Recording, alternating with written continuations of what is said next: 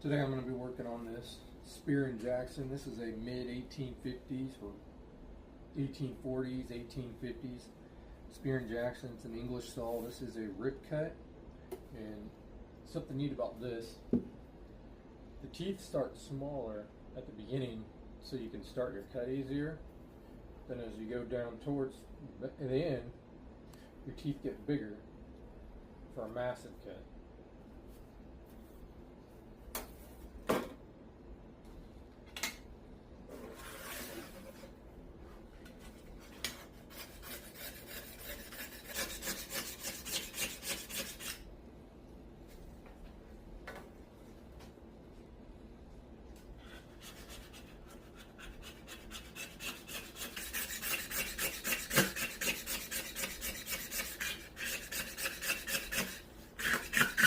We'll see.